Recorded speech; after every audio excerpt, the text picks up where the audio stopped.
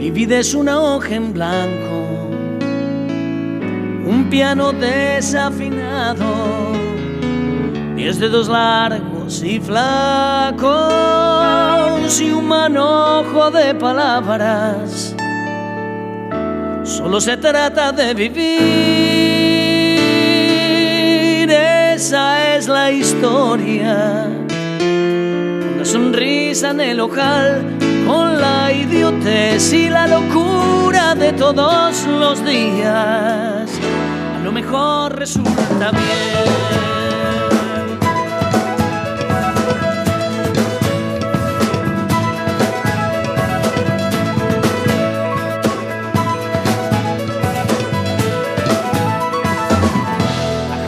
Sueña que sueña, la calle sigue que sigue, el taxi gira que gira. Y en Solo se trata de vivir, hoy un invitado muy especial. Un honor para mí tenerlo aquí en casa. Se trata del señor Enrique Berrúa Vanegas, para todos conocidos como el Quique. ¿Cómo estás? Bienvenido. Hola Luis, y muchas gracias, acá estoy muy bien, muy bien. Quique, contame dónde naciste, qué día naciste. Bueno, nací en Córdoba el 5 de septiembre, en la maternidad provincial, ahí en barrio San Vicente, el 5 de septiembre de 1965. Y al poquito tiempo te venís a radicar a Villa Rosario. Al poco tiempo mi mamá trabajaba en Córdoba como empleada doméstica y por una cuestión de trabajo me trajo a Villa Rosario, donde quedé al cuidado de mi abuelo, el nono Ignacio, y mi abuela Inés. Ignacio Vanegas. Ignacio Vanegas. ¿Cuál era la profesión de tu abuelo? Mi abuelo en ese momento diríamos que había sido empresario de ladrillos, tenía cortadero de ladrillos, que ahorita todo... ¿Me equivoco o tu abuelo estuvo en la policía también trabajando? Ah, sí, también estuvo en la policía, sí. Tengo unas vos sabés que maravillosas. Había una foto en la casa, me acuerdo que tía me tenía una foto del nono a caballo en la época, cuando era policía. Vos sabés que mi padre en su juventud trabajó en la policía. Ajá. Y tu abuelo estaba a cargo de todo, el comisario era tu abuelo. ¡Wow! Y salían a recorrer por las noches a caballo y la posterior se reemplazó por la bicicleta, los dos juntos la hacían. Iban especialmente al control donde estaban los bares en distintos puntos de Villa Rosario, calles de tierra. Y me contaba que, viste, iban a controlar. Era bravo el nono. Sí, y me contaba, siempre tocaba salir con él. Dice que tu abuelo lo elegía a él para que lo acompañara a hacer el recorrido a la noche. Y iban generalmente a los bares a ver cómo era el comportamiento, si bebían demasiado, viste, todo eso.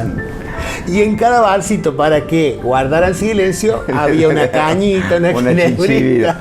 Yo me acuerdo de la chinchivira, la famosa chinchivira. Oh. Y te termino de contar la historia, porque el homenaje a tu abuelo. Y en un momento dice que vinieron a controlar que había un espectáculo en Sociedad Italiana. Estamos hablando de muchísimos años, no existíamos nosotros, sin duda.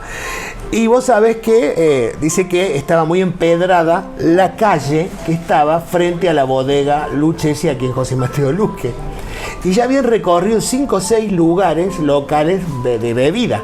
De punta a punta del pueblo había barcitos. Entonces en cada barcito una copita de agradecimiento, una copita, y andaban en bicicleta. No. Y dice mi papá que frente a la bodega de repente desaparece el pinche. Tu abuelo desaparece. Dice, no, veíamos los dos juntos, desapareció al piso. Ciego como una vaca. Sí, dice, no lo podía levantar. Dice, tengo las anécdotas y una vez se las contamos. Fuimos a la casa de tu hermano Pablo y estaba tu mamá, estaba Dora. Y nos despansamos de risa con las historias de él en la policía, los dos juntos. Mira que... Sí, vos sabés que me acuerdo de la foto del nono a caballo vestido de policía. Sí, mirá vos qué lindo. Se llegó a ser comisario, estoy seguro de eso. Wow. Eran épocas muy interesantes. Muy lindo, gracias por el recuerdo. Quique, ¿cuántos años llegaste a vivir disfrutaste de la abuela? ¿Qué era? ¿Cómo se llamaba ella? Ella se llamaba Inés, doña Vanegas. Inés Córdoba. Inés de Vanegas, sí. Inés del Tránsito del Corazón de Jesús. Así se llama. ¿Y dónde vivieron siempre? ¿Dónde estaba ubicada la casa? Donde hoy, en la calle Vélez Sarsfield y Sarmiento, estaba el rancho. Había un rancho donde teníamos las habitaciones, era un rancho grande, después estaba la cocina, donde estaba todo lo que era el hogar, digamos, donde se hacía la comida, la leña, ¿no? Ahí en esa esquina vivíamos. ¿Cómo fue tu infancia? Hermosa, hermosa en el sentido de que era un lugar muy lejano, porque en aquella época todo eso no era monte, pero había muchos cañadones y muchos árboles autóctonos. Y llegar a la escuela fiscal, por ejemplo, que me venía caminando, era lejísimo para mí, pero bueno, y ahora te das cuenta que estaba a un paso. Pero fue hermosa porque siempre conviví con mi abuelo, con mis tíos. Después me llevaba mucho el cortador de ladrillo, vivía en los mejores recuerdos en el Sulky, después andar a caballo. Tenía mi madrina, la Rosa Valle, allá en el cortador de ladrillo, con Nemesio, con Inés, con Luisito. Y así que para mí era un privilegio ir al cortador de ladrillo y ver cómo trabajaban los muchachos, ¿no? Y ni hablar cuando se quemaba el horno, cuando se fabricaba el ladrillo. Esas noches poner leña en el horno era hermoso. Quique, ¿cómo era el contacto del abuelo y tuyo en la niñez? Hermoso. ¿Muy protector de él? Sí, siempre he tenido la mejor imagen del nono, la tengo muy grabada en mi corazón. ¿Y quién fue en tu vida el nono Vanegas? El nono fue todo. Era un poco así, porque en el rancho se juntaban todos, es decir, desde don Ernesto Lucchesi, Dubini, toda la farándula de los caballos se juntaban en el nono. Y ahí conocí la famosa cerveza negra que tomaban ellos, yo siempre sentado en la falda del nono. Y escuchaba las anécdotas que ellos contaban de sus pasos por las distintas carreras, lo que se vivía. Si no, se juntaban en el estud, ahí donde era la bodega de don Ernesto, donde estaban todos los caballos, y si no, se juntaban del nono. Y era un tipo muy amiguero, ¿no? Se juntaba todo. Quique, mientras que la nona ama de casa. Y la nona yo no la disfruté, yo tenía 5 años cuando mi abuelo se fue, o sea que es muy poco el recuerdo que yo tengo de ella. Es decir, sí, lo que me acuerdo de ella, por ejemplo, era el tomar la leche al pie de la vaca, ¿viste? Es decir, ella ordeñaba la vaca y me daba los tarritos con leche recién sacado, y después de darle de comer a los patitos, es decir, que cocinaba el maíz para darle a los patitos, y bueno, esas cosas. Después, de acuerdo, cuando venía con los camoatíes y me mandaban con una bolsa, una media, a exprimir el camoatí para sacar la. Y eso me acuerdo de mi abuela. Quique, ¿cuáles eran los juegos que tenías en esos patios, en ese campo? Y en eso ¿Tenías amiguitos o niños de tu edad por ahí? No, era muy solitaria esa vida. Y sí, cuando se comía algún atún, quedaban las cajitas de latas, las arvejas, los potes de dulce de leche que venían, o los potes de mermelada Raulito que venían en cartón.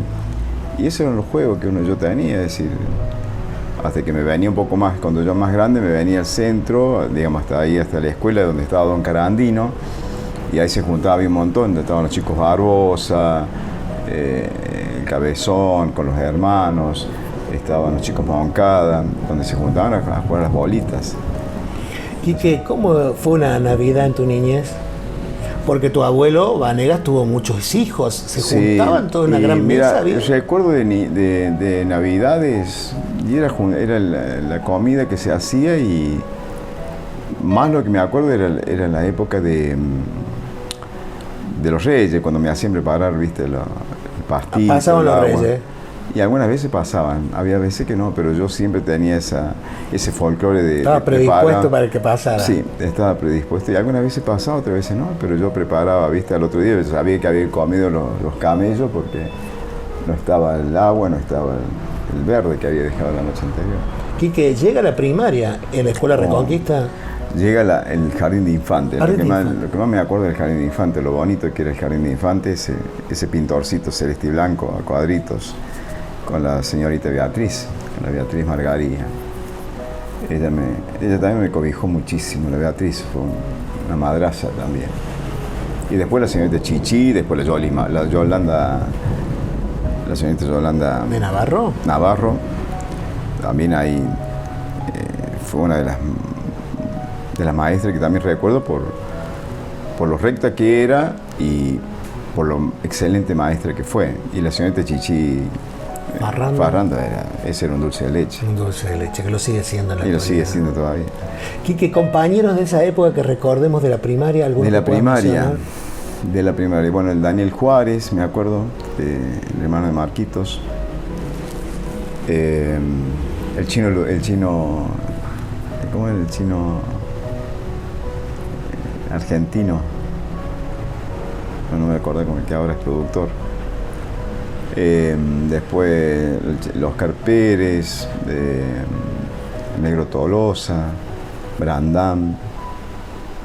Son algunos de los recuerdos que tengo. Y después otro amigo que tenía fuera de mi grado, pero era un amigo, era Picuco, el Picuco Soria, con el cual nos juntábamos siempre a jugar al fútbol. Y después, bueno, este fue mi primer gran amigo que perdí en la vida, ¿no? Que fue el que perdí en la guerra. Y bueno, cosas maravillosas de la escuela fiscal. ¿Cuáles eran los anhelos o los sueños que tenía aquel niño de la escuela primaria? Te conformabas con poco, seguramente. Sí, Porque era feliz lo mismo. Era muy feliz y el hecho de... Siempre era salir, es decir, también tengo los recuerdos de señorita Chini, que también me hablaba mucho, era muy mimado por señorita Chini, en ese momento era directora. Chini y Giupponi. la Chini Giupponi, y después participar de actos. Vos sabés que siempre ahí buscaba que me pusieran en algo. El otro día cuando Daniela, a quien le agradezco muchísimo el tema de participar en la escuela de danza de ella,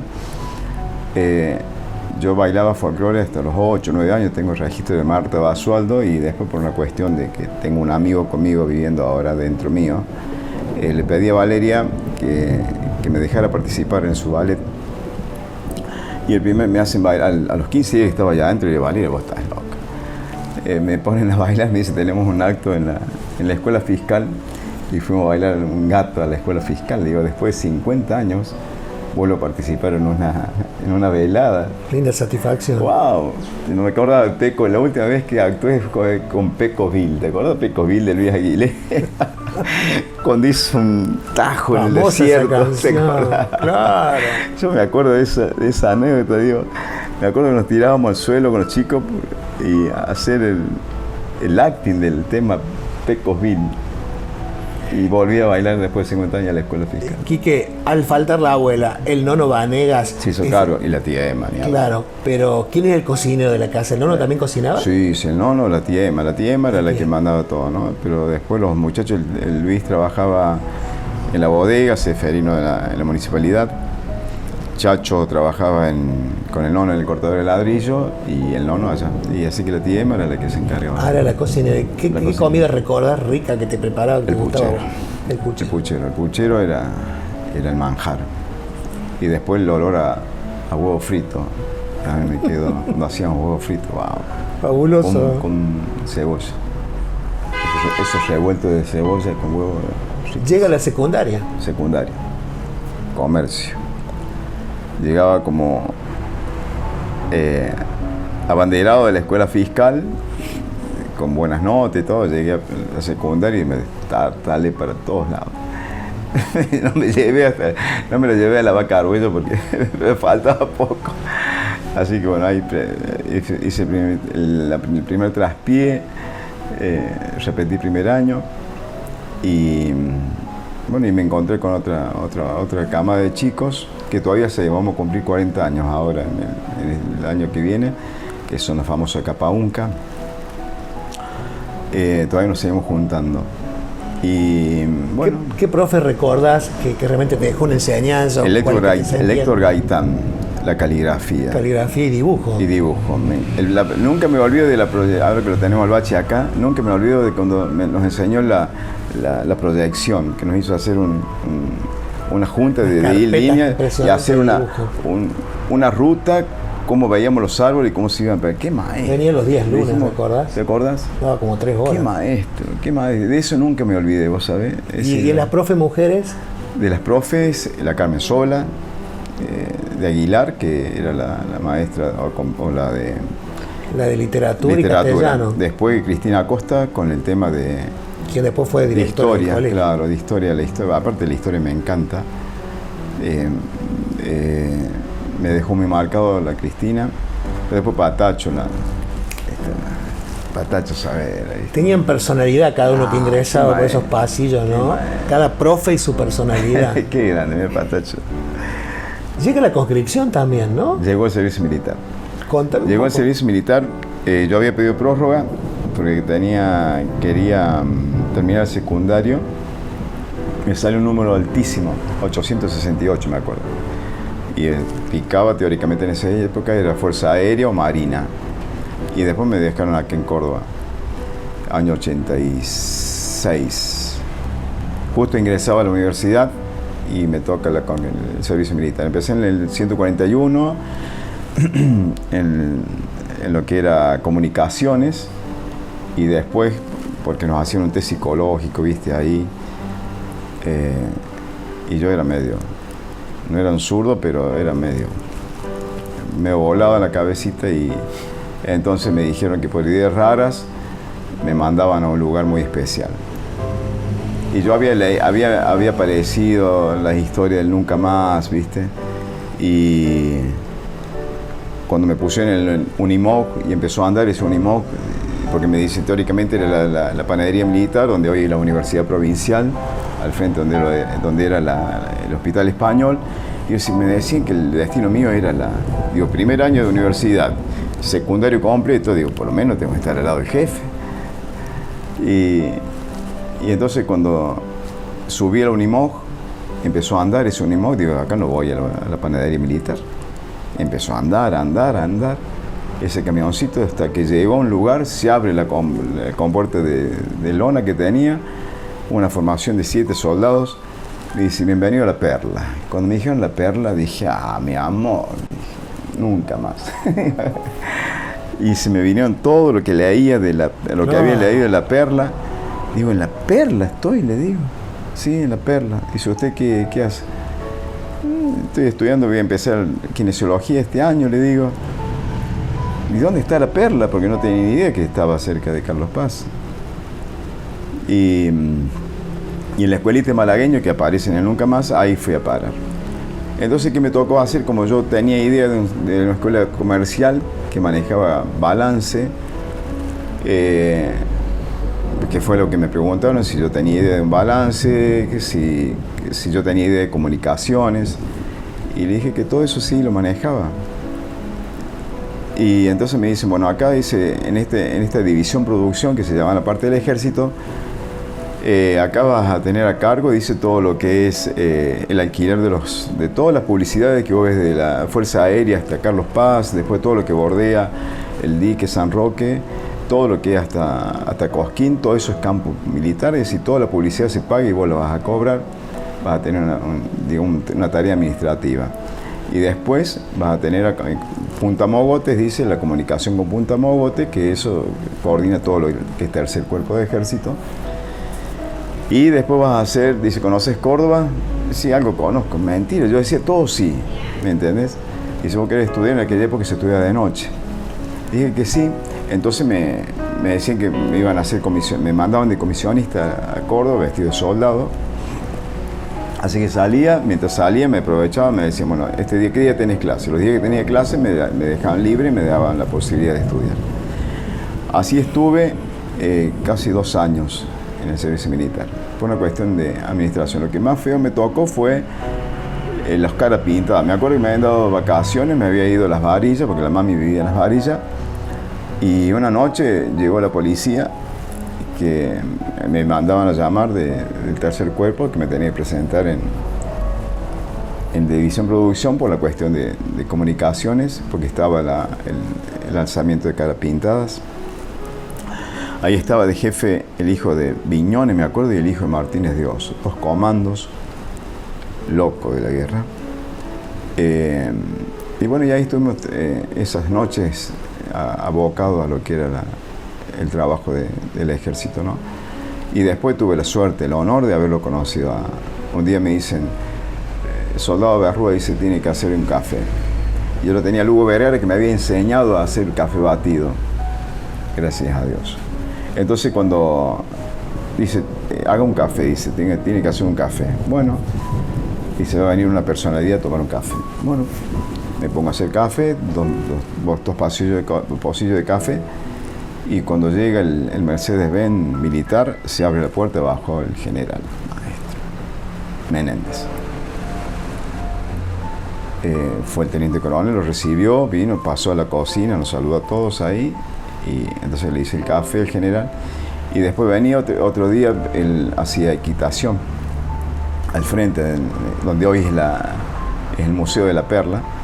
Ahí estaba el escuadrón de caballería del ejército, entonces tenía sus caballos ahí. Y entonces un día me invitó a cabalgar, así fui con él a cabalgar. Un señor, ¿no?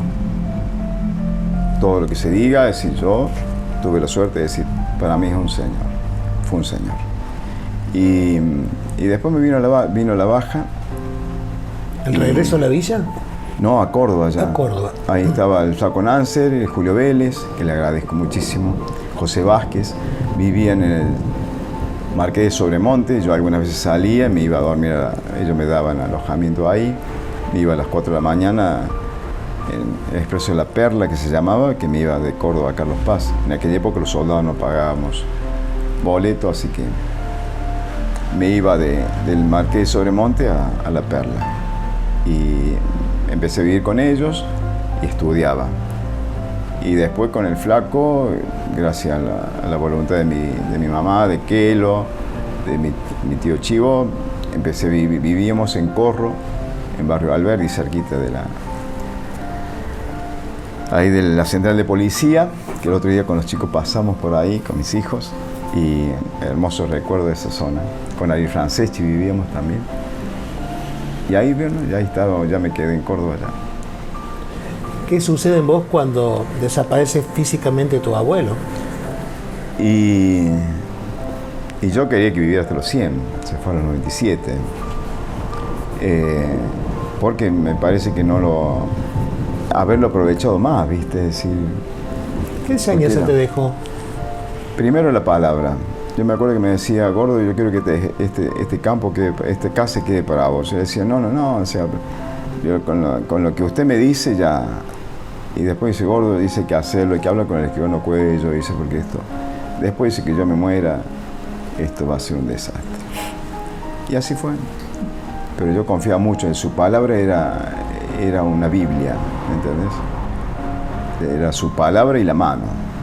Vos sabés, él fue el que me enseñó con el tema de la mano. Es decir, la mano dice todo, Gordo, como decía Gordo.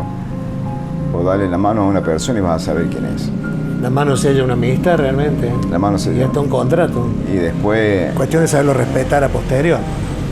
Y después la palabra, es decir, le decía blanco y era blanco, aunque era de ley.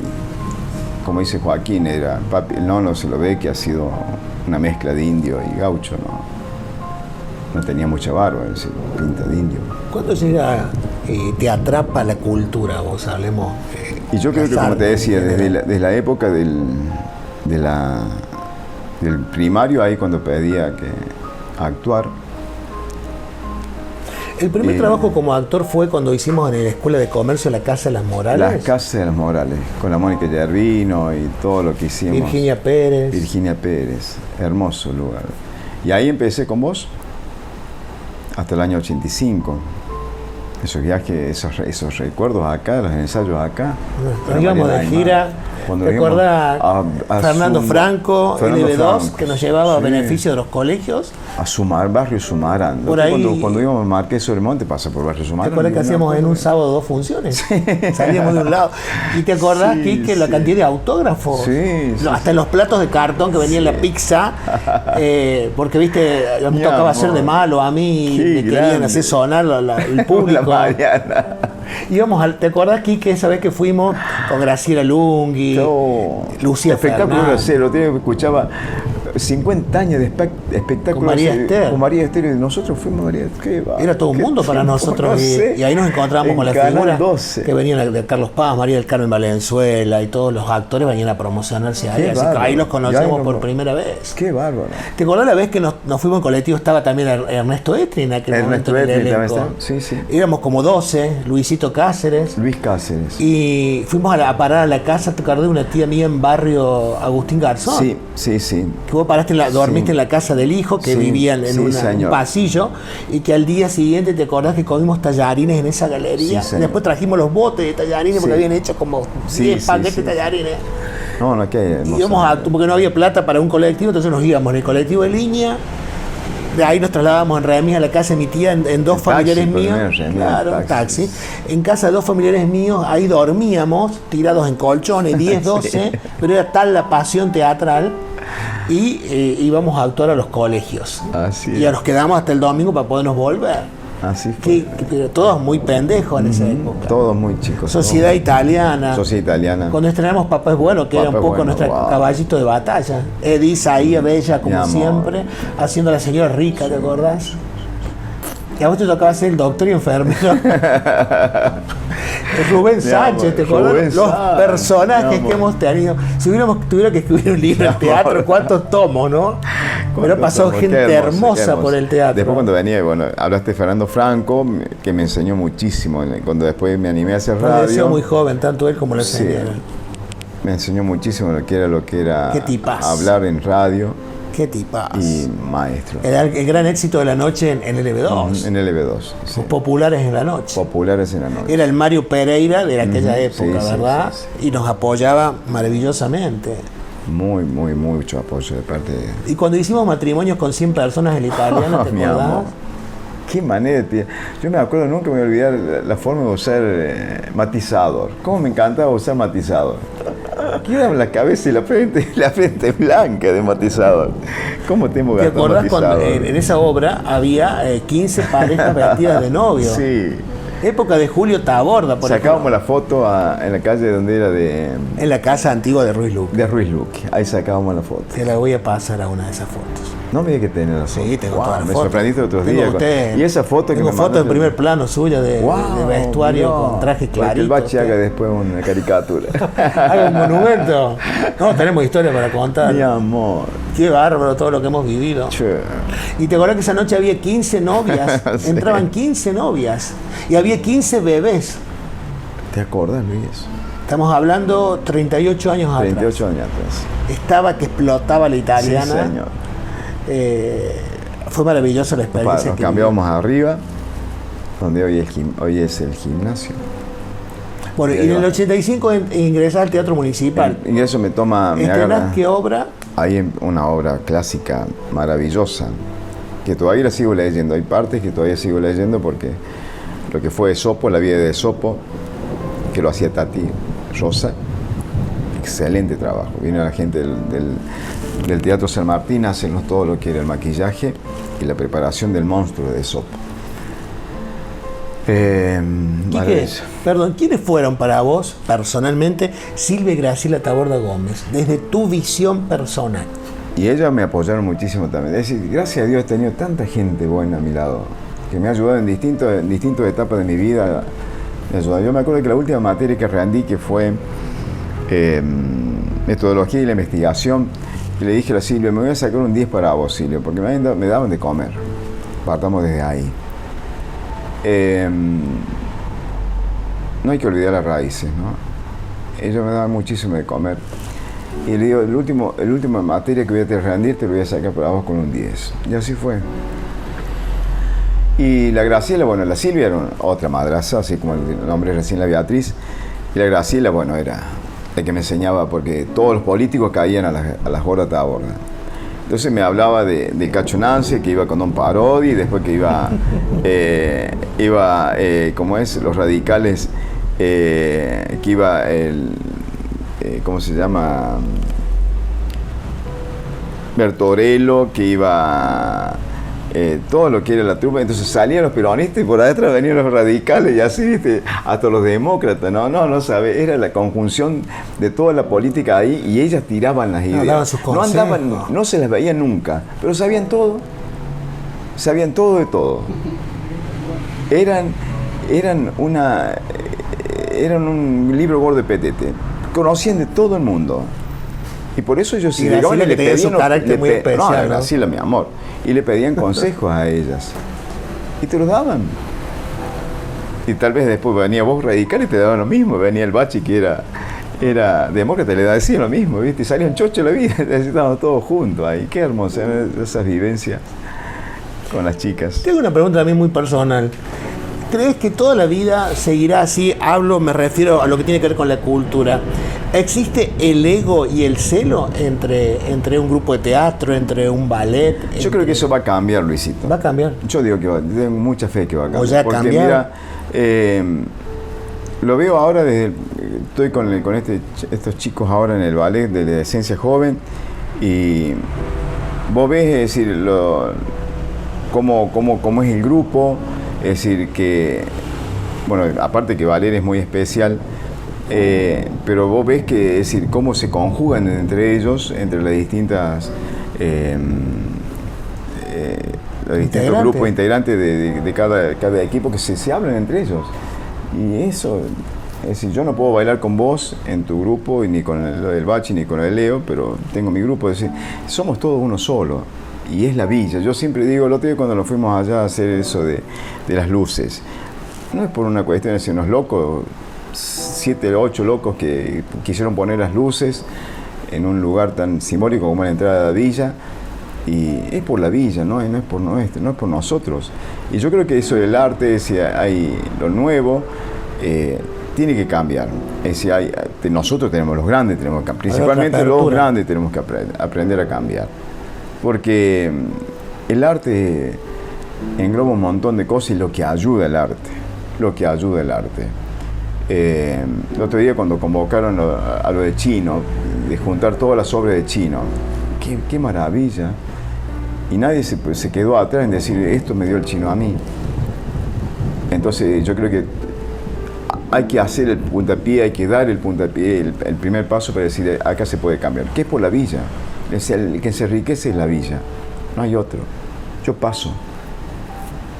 Quique, si hablamos un poquito, cuando elegiste dedicarte a la carrera de la fisioterapia y todo lo que tiene que ver alrededor de eso, ¿qué marcó en tu vida eso?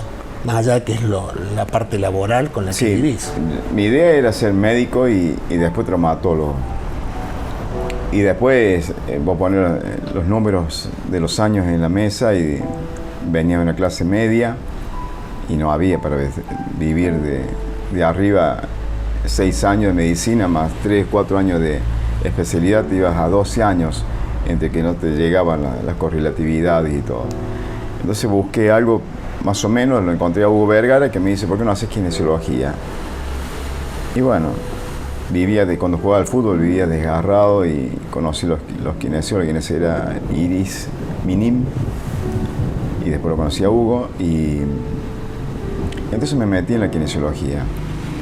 Tanto amo la kinesiología que después que me trajeron, cuando me ofrecieron después de llevarme becado al Monte Sinaí en Miami, cuando vine de allá en ese noviembre del 94, que me proponen dar una clase de rodilla en la universidad, nunca más me bajé de la universidad. Y este año, bueno, voy a tener el honor de decir, tengo a mi hijo como alumno, después de tantos años, ¿no? Quique, porque para hacer un pequeño resumen, hablamos de los hijos. ¿Qué marcó en tu vida la llegada del primer hijo? ¿En qué te cambió? Joaquín anoche cuando hablaba le contaba esto. Joaquín es muy parecido a mí, es decir, es muy solitario, pero tiene su esencia, tiene sus raíces tan metidas en su vida tan profunda, que está logrando cosas a pasito a paso, ¿no? Es tan especial Joaquín como cada uno, como Valentín también tiene su esencia, la Martu también. Pero lo que pasa es que Joaquín lo tenés a 800 kilómetros de acá,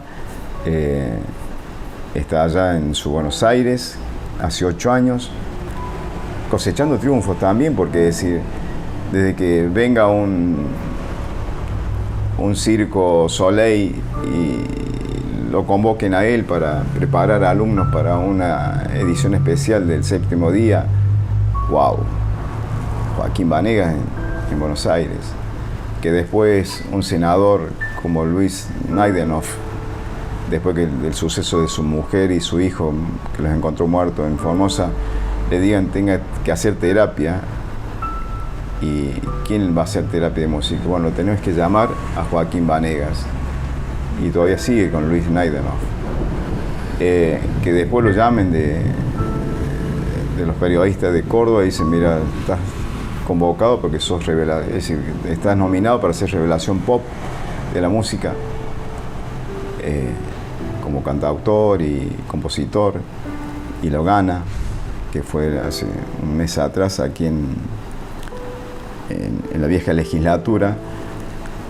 Entonces vos ves que hay raíces. El Valen, seguir lo que él quería. Aparte, nunca le dijimos, no, con Nati, que es una madraza, siempre apoyamos, ¿me entendés? Y eso muchas veces se ve en la relación que cada uno... Tengo la suerte de decir, tengo una muy buena relación con Nati, por ellos, porque ya nosotros, como te dije, ya fuimos, ya estamos casi a la vuelta de la cuadra, y los que triunfan tienen que ser ellos ahora. Joaquín ya está encaminadísimo, Valentín ya a un paso ya también de ser profesional, Martu también con su sueño de decir algún día, no bajó nunca los brazos, de decir yo quiero entrar a medicina, papi. Bueno, mi amor, entre a medicina. A Valentín le dije negro, porque el negro era de la joda, ¿me entendés? Si le gusta, vos le ves que le gusta la noche el negro Vanega. Bien. ¿Tiene que salir? Entonces digo, bueno, hacete un curso de peluquería y ganaste tu plata, para que sepa lo que es tener, decir, bueno, me junto con los amigos y pago yo el Fernet. Entonces el negro siempre aceptaron, los chicos siempre fueron tan dóciles, es decir, que sepan lo que sale un vaso de Fernet, que sale un asado. ¿Cómo es tu Dios? ¿Te enojas con él? ¿Le agradeces? No, agradezco mucho. Agradezco y sé que le debo mucho. Cuando se fueron, como te dije, cuando se fue Picuco, bueno, qué sé yo, siempre tuve la esperanza de que volviera. Después cuando se fueron los otros chicos, el Cholo, el Flaco, el Tato, digo, alguna cuenta tengo que pagarle a él, que me hace temblar tanto. Y bueno, me acerqué mucho a él, siempre estoy al lado de él. Hoy tengo otro amigo y lo tengo que respetar. Quique, la última pregunta, agradecerte por sobre todo. ¿Qué significa Villa de Rosario para vos? Todo. Definímelo un poquito mi luz. Más. Cuando me llegó la propuesta de irme a Buenos Aires, que me dice el doctor Avanzi, venía a trabajar con los dueños de Argentina. Yo dije, el porteño está exagerando, ¿viste? Los porteños son todos exagerados. Y se vas a trabajar con los dueños de Argentina. Bueno, me llevaron a vivir a Pilar. Joaquín tenía 2 años. Y viví en Pilar y el country está en Del Viso, como decirte en Rincón o Costa, digamos. Y llegaba al country y realmente un día viene un tipo y me dice, ¿me puedes atender, cordobés? Julio, a las 9 tengo que cerrar, a las 21 cierro. Me dice, atendé, me dice, son 2 segundos, cordobés. Bueno, venga, le digo. Digo, póngase boca abajo. Nunca, me dice. Boca nunca está abajo, dice. Boca siempre es campeón. En aquel momento decía el eslogan, la bombonera no late, sino que tiembla. Así es. No tiembla. La bombonera dice, late, Quique, late. Yo saco una medalla de oro, Club Atlético Boca Juniors. Bueno, digo, ¿qué haces vos? No, tengo una empresita. Dice, cualquier día que vos necesites, salgo al frente de Casa Rosada y tengo los escritorios. ¿Vos sos de dónde sos? De Villa Rosario. Ajá. Dice, yo tengo una empresita, dice, ahí cerca de Carlos Paz, Malagueño se llama el lugar. No me digas, yo te dice el servicio, bueno, viene la historia del servicio militar. ¿Y cuál es tu empresita? Cemento Avellaneda. ¿Cemento Avellaneda? Le digo, ya pero ahí está Corsemar, le digo. No, dice, pero Cemento Avellaneda ya te vas a dar cuenta. Y hoy salen las bolsas de Portland, todo eso es cemento. Ricardo Forestieri se llamaba ese muchacho. Después una señora muy gorda, muy mal arreglada, que me invitaba a jugar al bridge. Imagínate, yo de la escoba, del truco, nunca más supe que era un juego de cartas. ¿Y usted a qué se dedica? No, dice, yo tengo una fábrica. La cuestión es que todo el mundo era dueño de algo en Argentina. Esta mujer desarreglada, viene el hijo Esteban, hincha de Vélez, dirigente de Vélez Arfield. Digo, ¿qué haces vos? Un día a mi vieja se le ocurrió hacer una muñeca. ¿Y qué muñeca? Jolie Bell. No me digas que tu mamá es la creadora de Jolie Bell. Y digo, yo me imaginaba a la mamá toda desarreglada, digo, la idea de Jolie Bell. Después vino de otra mujer, un día sábado viene una viejita, una señora grande, y me dice, ¿y usted qué se dedica? Porque era preguntar y decir, después del escritor, el amigo de Tinelli, con Laurita Novoa, todo eso manejaba. Y me dice, ¿vos conocés los mosaicos, los cerámicos? Oh, no me acuerdo cómo se llama. Bueno, la cuestión es que era dueña de, como era la competencia de Loma Negra de Amelita Fortava. Y así, entonces dije, aguanté, entonces dije, tenían razón. Eran los dueños de Argentina, estaban los dueños de Argentina, hasta Corach estaba ahí. Y yo subí a las 9:15 del auto para irme desde el Viso a Pilar, ponía cadena 3 y lloraba desde el Viso a Pilar. Cadena 3. Entonces se entera en el Hospital Austral que estaba yo ya competía con Furman. Dejaban Furman para hacerse atender en Highland, con el negro de Córdoba. Ya vino Jan Durick, que estaba promocionando lo que es hoy el fútbol de Estados Unidos, todo base de eso, te estoy hablando del 2000. Lentini, que era la competencia de avance, me hablaba. La cuestión era ganar muchísimos dólares, pero no vivir. Entonces le dije a la Nati, después don Enrique Macaya, que vivía ahí, yo sufrí porque Joaquín lo tenía que dejar en Villa María, en un campo de rugby, porque no podía estar, porque no era gente del country.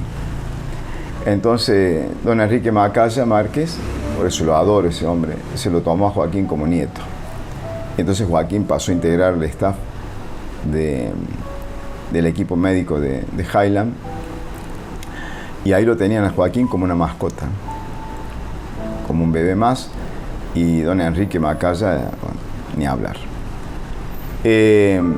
Entonces después dije a la Nati, yo me muero, Nati, acá en Buenos Aires me muero. Es decir, me ofrecían el oro y el moro, muchísimo, pero muchísima plata, Luisito.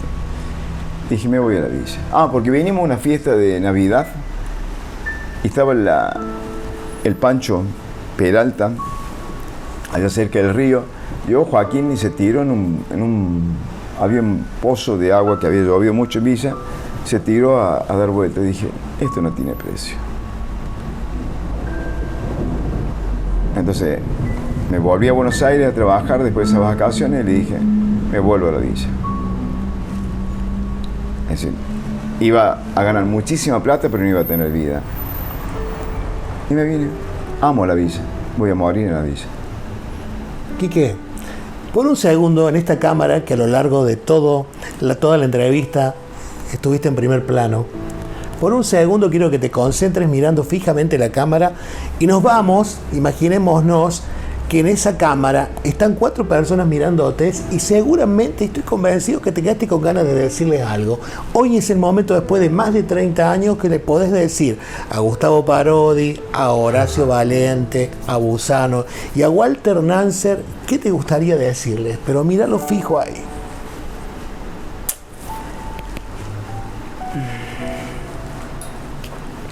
Soñar es divino.